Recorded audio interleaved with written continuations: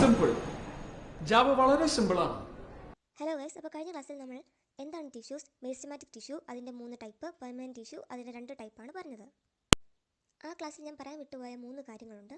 ഒന്ന്, എപ്പിക്കൽ മെരിസ്റ്റത്തിൽ നിന്നാണ്, അതായത് സ്റ്റെം എപ്പിക്കൽ മെരിസ്റ്റത്തിൽ നിന്നാണ് ബ്രാഞ്ചും ഫ്ലവറും ഫോം ചെയ്യുന്നത്.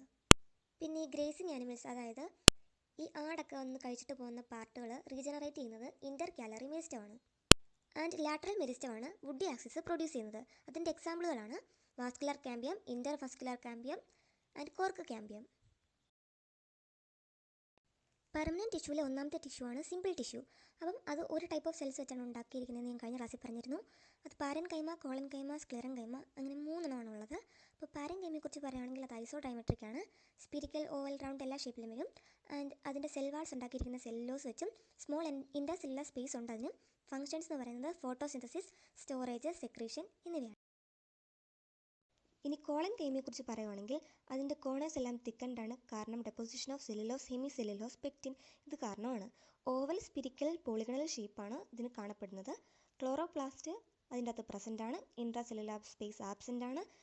ഡൈക്കോട്സിൻ്റെ എപ്പിഡെർമിസിൻ്റെ അടിയിലാണ് ഇത് കാണപ്പെടുന്നത്. ഇതിൻ്റെ ഫംഗ്ഷൻ എന്ന് പറയുന്നത് മെക്കാനിക്കൽ സപ്പോർട്ടാണ്. Growing parts of the plant such as young stem and petiole of the leaf. അപ്പം അത് ഒരു ക്വസ്റ്റിന് ചോദിക്കാവുന്ന സ്ഥലമാണ്. യങ് സ്റ്റെമ്പിലും പെറ്റിയോൾ ഓഫ് ദി ലീഫിലും കാണപ്പെടുന്നത് ഏത് ടിഷ്യൂ എന്ന് ചോദിച്ചാൽ കോളൻ കൈമയാണ്. ഇനി സ്ക്ലെറൻ കൈമയെക്കുറിച്ച് പറയുകയാണെങ്കിൽ അതിൻ്റെ അകത്ത് ലോങ് നാരോ സെൽസ് ആണുള്ളത്. ലിഗ്നിഫൈഡ് വാൾസ് ആണ് അതിൻ്റെ അകത്ത് പിറ്റ്സ് പ്രസൻ്റ് ആണ്. ഈ ടിഷ്യൂ എന്ന് പറയുന്നത് ഡെഡാണ്. ആൻഡ് അതിൻ്റെ ഫംഗ്ഷൻ എന്ന് പറയുന്നത് മെക്കാനിക്കൽ സപ്പോർട്ട് ടു ഓർഗൻസ് തന്നെയാണ്.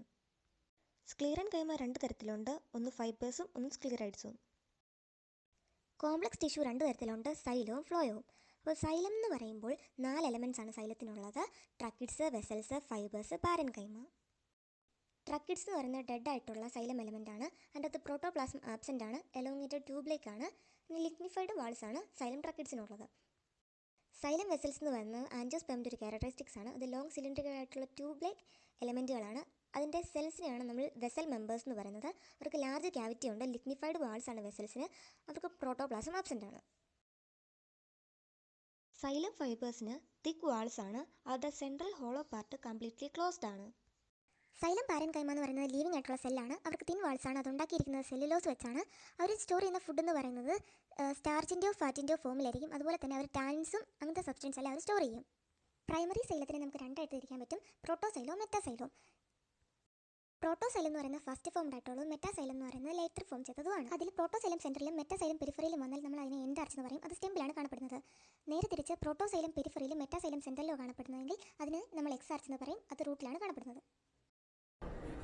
മനസ്സിലാവുന്നുണ്ടാവല്ലോ? അഞ്ജലിക്ക് മനസ്സിലായോ? മനസ്സിലായില്ലെങ്കിൽ പറയണം കേട്ടോ. എല്ലാവരും കേൾക്കാനാ പറയുന്നത്. മനസ്സിലായില്ലെങ്കിൽ പറയണം.